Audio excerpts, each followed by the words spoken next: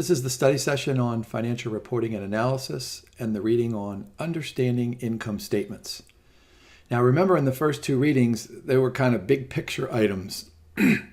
And I warned you that as we go through the readings, we're going to have to be more specific and pay more attention to the details. So that's what we're going to start with in this reading on income statements.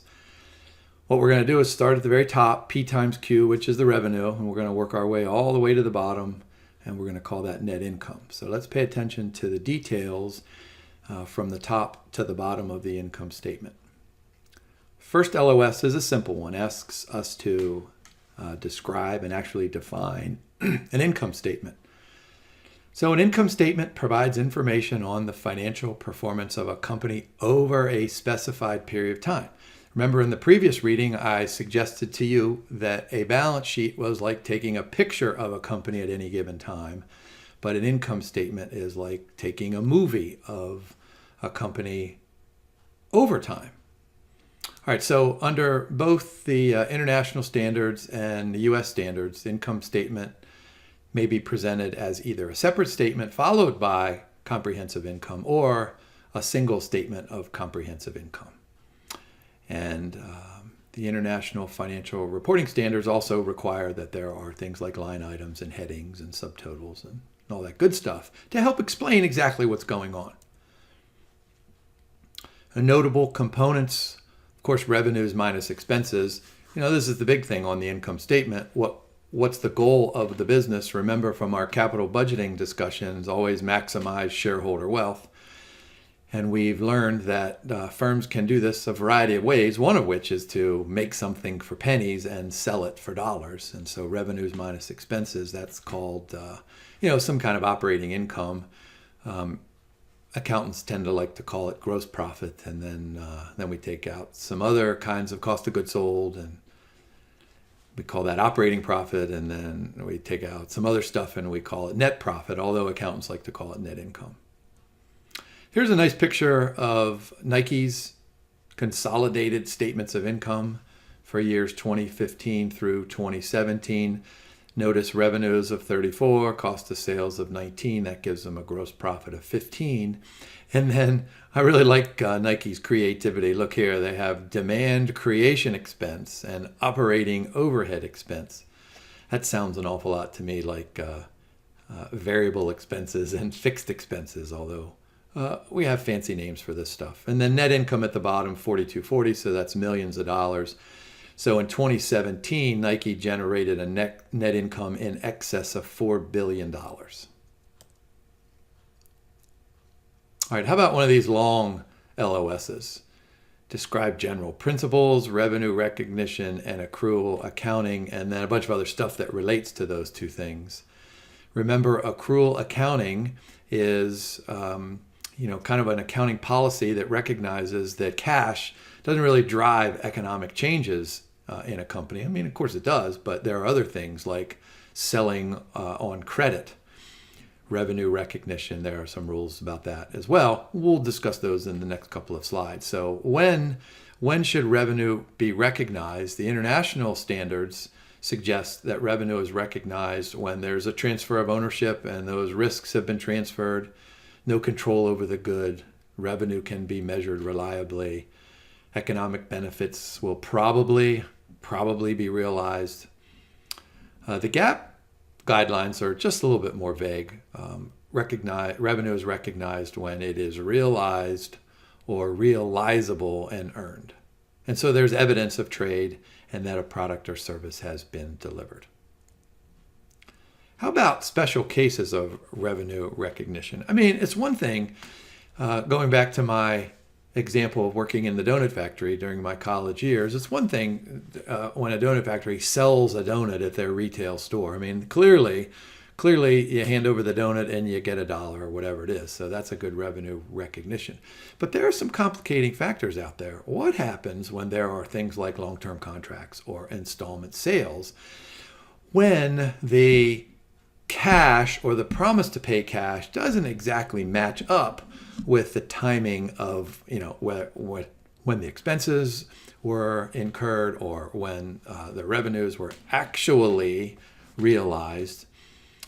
And so for a contract spanning several years, companies are allowed to recognize revenue in stages using the percentage of completion method.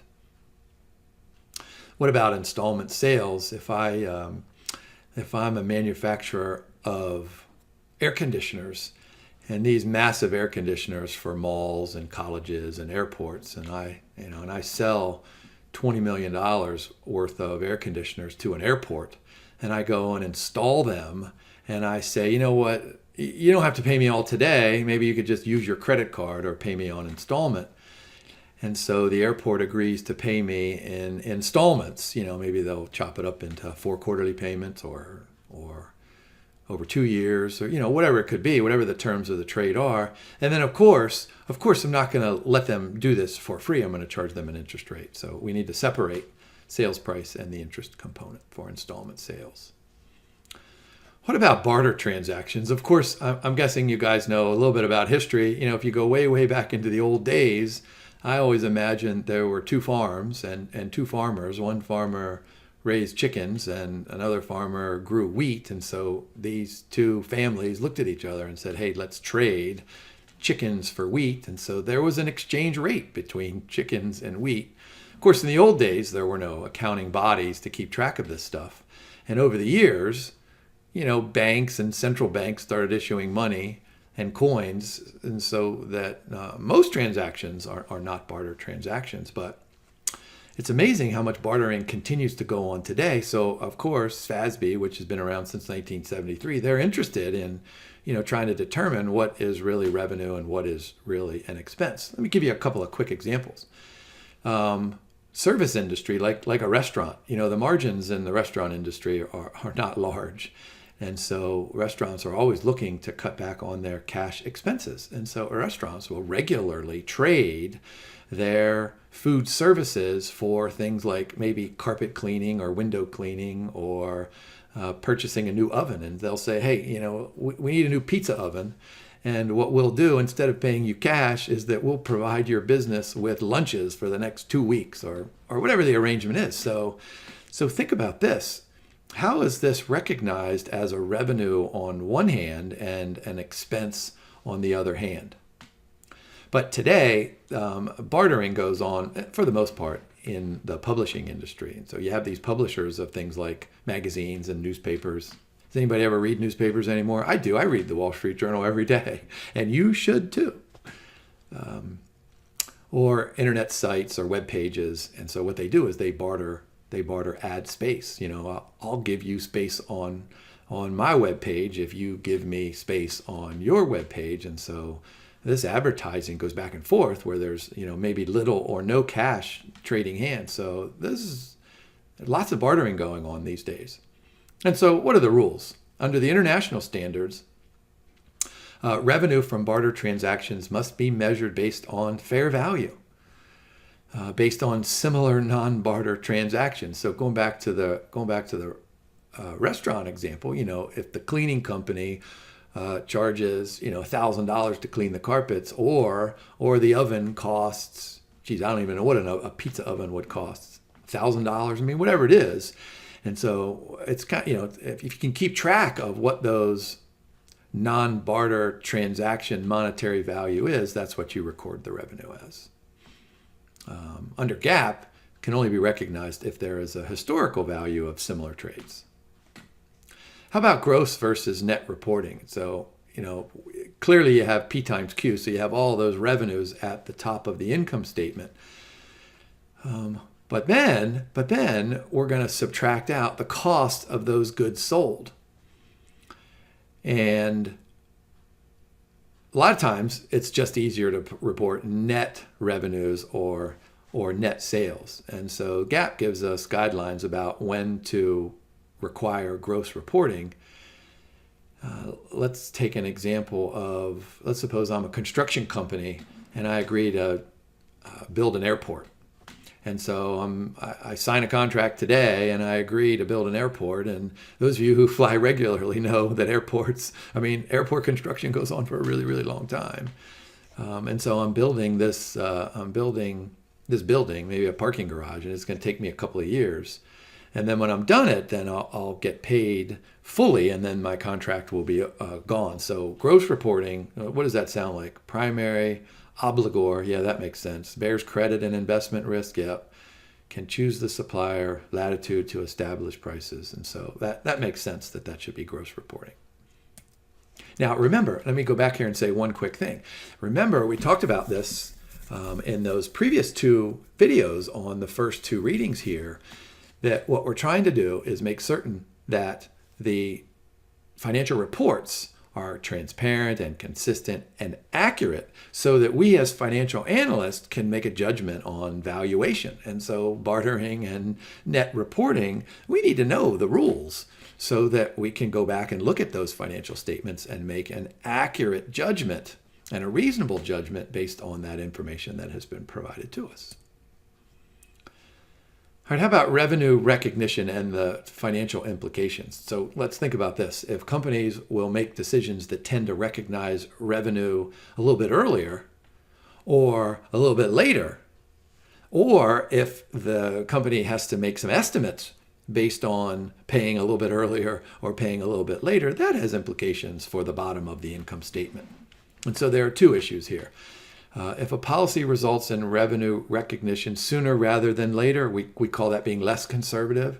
And if there are lots of estimates, we call that less conservative as well.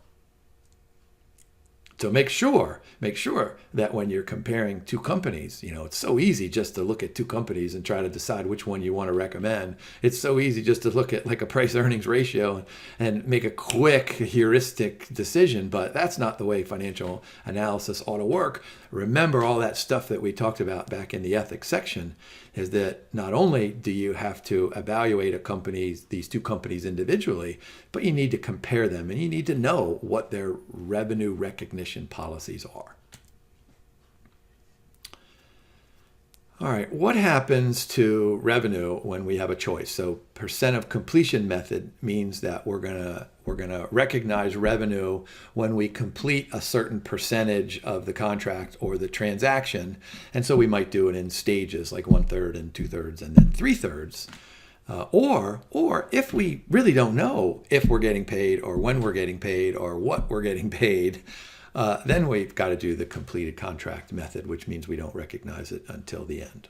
Which, of course, companies really don't want to wait until the end to recognize revenues because they're incurring all of these expenses during the project, like building a parking garage in the airport.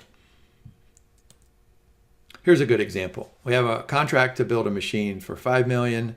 It's going to take 3 years, and we expect costs to be $3 million. Now, note that's $3 million, and those are estimates, so we don't quite know if it's going to be $2.7 million or $3.3 million. So we'll use the percent complete method, and at the end of year 1, we've spent $1 million. How much revenue should we recognize? And so all we do is take the $1 million divided by the $3 million of our estimated costs, and that gives us 1/3 times that 1/3 by the 5 million. And so we have revenues of 167 and expenses of 1. So we've got some kind of profit at 0.67 million. How about this LOS? Convergence of accounting standards between the international body and the US body. And so 4 years ago or so, they issued some converging accounting standards and some key aspects that you need to be aware of. So that's the LOS, describe key aspects. And so there are a couple of these here down this page. We got 3, and then we got a bunch more on this page. And so what I want to do is go back to my construction example. Suppose we're building this parking garage. And let's just go through these quickly. And so they have converged accounting standards when there's a contract that's an agreement or a commitment. So yes, we agree to build this parking garage. So we satisfy one there. Promises to transfer distinct goods and services, right? We have bulldozers and we have shovels and we're going to dig and we're going to build, et cetera, et cetera. Transaction price is the seller's estimate.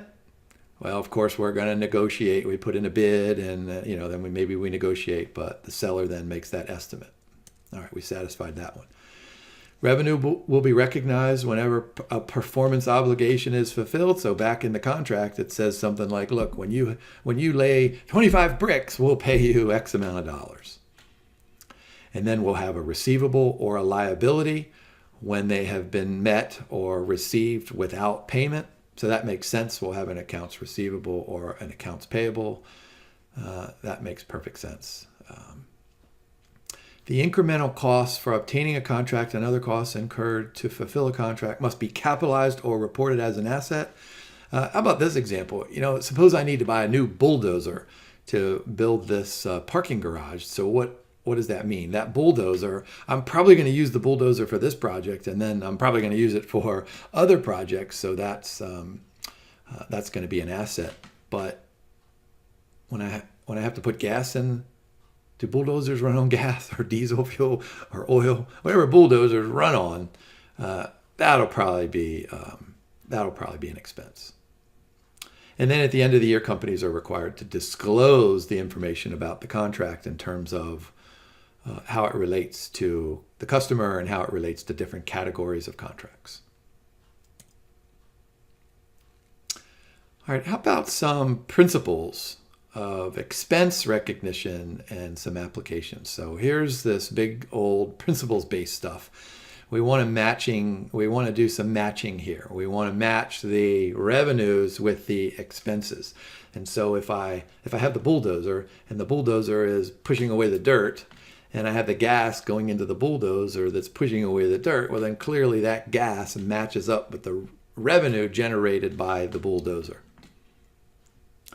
Now, of course, we're going to have doubtful accounts. Sooner or later, as this construction company, we're going to buy gasoline, we're going to buy oil, we're going to lease shovels, we're going to do a whole bunch of stuff, and somebody's not going to pay us. And so we need to make an allowance for doubtful accounts.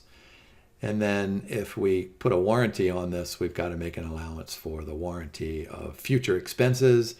Maybe with the construction example, we'll have a warranty that says, oh, by the way, if that wall falls down in the next 5 years, we'll come back and fix it.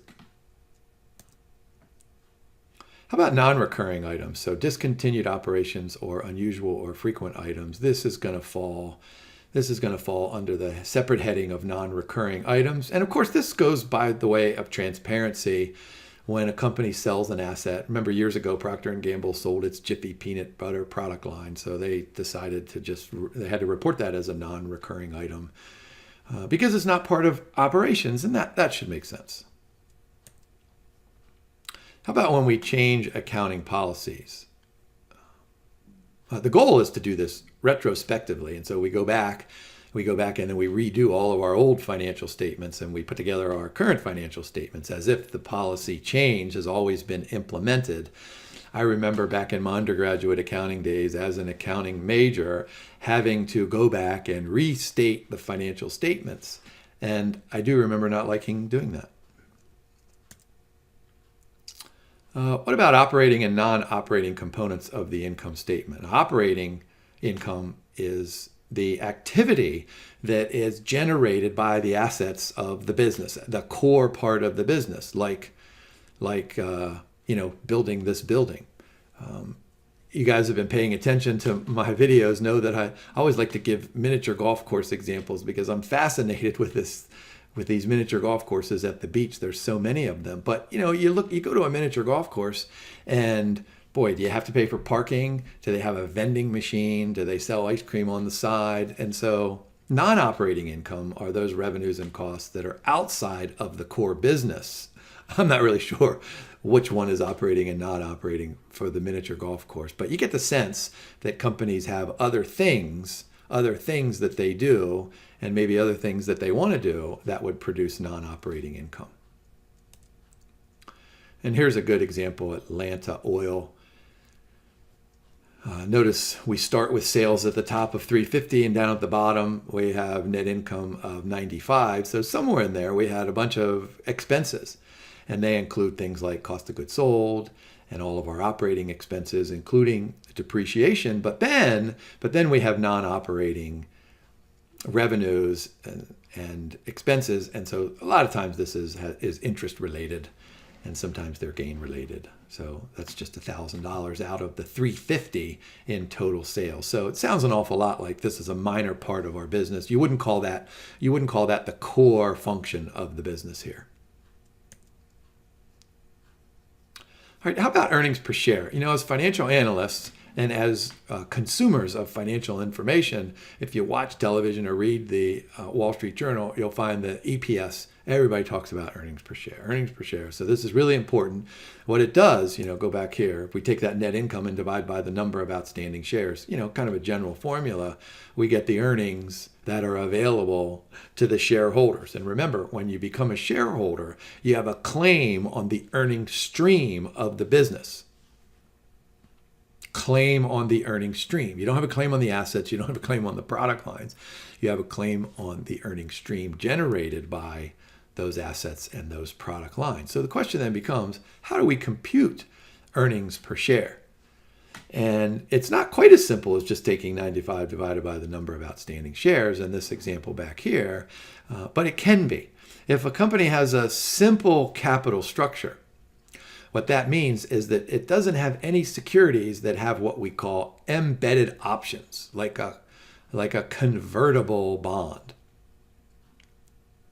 So if it has a simple capital structure, all we really need to do is take net income and subtract out the preferred dividends, because remember, the preferred dividends get paid to the preferred shareholders before there are any common dividends that can be paid to the common shareholders. So we really want, let me go back to this, we really want that net income of 95 to reflect the income available to the common shareholder. So we take out the preferred dividends, and keep in mind that most companies don't have preferred stock outstanding. But those that do, they need to subtract out those preferred dividends. And then we divide not just by the number of shares that are outstanding on this particular day of the income statement, but we do a weighted average. So we take what we had last year, what we have this year, and divide by 2. Now, what happens if there is a complex capital structure? So let's take a look at just 3 quick examples here. So if there is an issue of preferred stock that allows conversion to preferred shares, you own the preferred stock and you can convert those to common shares at any time, that new earnings per share, and by the way, we're calling this diluted because it's really potential dilution, not really this has already happened. It's potential dilution. And so we divide, so we don't take out the preferred dividends because we're assuming those preferred shares are converted to common shares. And we divide by the weighted average, same thing we did before, plus we have to add in the denominator any of those new common shares that are issued to the preferred shareholders at conversion. All right, how about if a company has convertible debt? So you buy a bond and you get the coupon payments, but at any time, maybe there's a deferred time period there, at any time you can convert those convertible bonds over into common shares. And so of course this is going to affect the denominator, but it also affects the numerator in that we start with the net income. We've got to take out the preferred dividends like we did, let me see back here, like we did back in the basic EPS.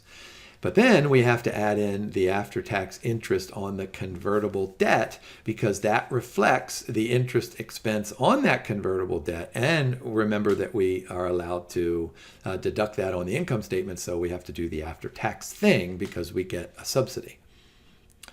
And then we divide by, of course, once again, the weighted average number of shares, but then the number of shares, we have to add the number of shares that the bondholders will receive when they convert their bonds. And how about when we issue stock options for executives? And so what can those executives do? They can issue they can convert their options. Now, a lot of times these stock options have a period under which the executives are not allowed to exercise those. But after that period is done, then we have to worry about those executives exchanging their options for more shares. So we take out preferred dividends in the numerator, if there are any, and we have to divide by a bunch of different stuff. So we have, once again, the weighted average number of shares outstanding plus those new shares that the executives are going to receive when they exercise the option. minus the shares that would have been purchased with the cash received upon the exercise. Because remember, the executives, they have to pay to buy those shares if the exercise price is 50 and the stock price is 100. So then the executives pay $50. So we're receiving that cash. And then we have to wait it during the course of the year.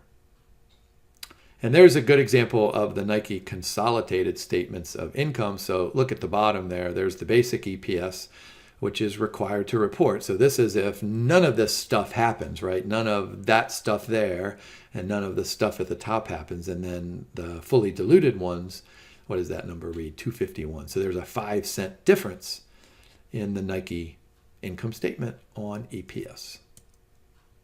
All right, so we've been talking about these dilutive securities, so I shouldn't need to repeat what we've just talked about. And so what's happening here is that because there's an increase in the number of outstanding shares in the denominator, right? So let me go back to those formulas. There we have increase, there we have increase in the number of outstanding shares in the denominator. These dilute, they reduce or decrease the earnings per share. Anti-dilutive securities are kind of just the opposite.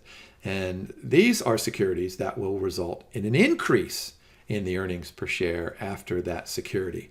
And really the most common example of this is when a firm takes over a target firm and they issue shares of stock. They issue shares of stock, transfer those to the target shareholders, and then when they recompute their income statement, the combined income statement, the earnings per share goes up. And so a share of stock can be anti-dilutive if it's used in a merger transaction and the EPS goes up. How about common size income statements? And what this does is allow us to make a comparison of one company against another in terms of their revenues and their expenses. And so this is relatively straightforward. I have an example here, but first let's do a financial ratio of net profit margin, where we just take net income divided by revenue. And so what do we want as financial analysts if we're looking for firms that we might want to recommend or invest in? Of course, we want lots of net profit margin. We want to generate 20 and 30 cents for every dollar in revenue. That's part of the making something for pennies and selling it for dollars. Gross profit margin, of course, is just gross profit over revenues. So here's a good example here. If we've got income statements for 2 years, and what we do is we translate them into a common size income statement. So revenues at the top are always going to be 100%, and then we just do the division all the way down to the bottom. And then we get the 44% for 2017. So what we can do is say net income is 44% of revenue. Wow. And we can make a comparison against another company that we're trying to evaluate and do some relative value analysis. Notice how much this adds to this common size income statement is important because it adds value to our comparison between and among companies, much more so than maybe just a price earnings ratio or a price to sales ratio. I mean, those are really important, but what we need to do is, I'm a big picture guy, and we need to look at the entire picture. So here's Nike's comprehensive income. We start with that net income of $42.40. We had that on the previous slide a few minutes ago, and then we're going to make some changes to it. Foreign currency, gains or losses on hedges, and then some other gains or losses.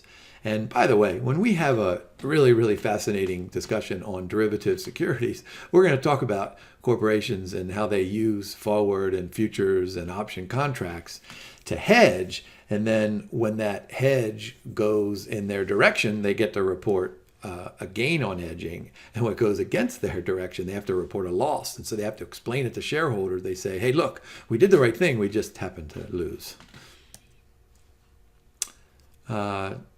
Total comprehensive income, as defined by the International Board, change in equity during a period resulting from transactions and other events. That's important. GAAP says comprehensive income is the change in equity. And notice in parentheses, we have net assets during a period from transactions and other events and circumstances from non-owner sources. So remember the difference between those two. Just a slight difference. All right, how about the part of the LOS that asks us to calculate? I'm always in favor of getting out our calculator. So we have beginning shareholders' equity of 500, net income of 50. So we're transferring that back into our net income, into our equity, right? So 500 plus 50, that gives us 550, right? And then we pay out dividends of 5, so we're down to 545. If our actual ending equity is 570, what is its comprehensive income? And so that's got to be the difference, right? 25, right? 575 minus 545, that's 20. And so, yeah, that's what we're going to do. We're going to take the net income plus our other comprehensive income. There's the 25 that we calculated. I did that pretty quickly. And that gives us 75. And here are the 4 types of item that both the international and the U.S. bodies treat as other comprehensive income, foreign currency. There's the derivatives, there's the available for sale, and then there's retirement stuff. And that takes us through income statement. Lots and lots of good details. Just a few calculate, but a lot of describe, a lot of discuss. And we'll see the same thing when we do balance sheets in the next reading.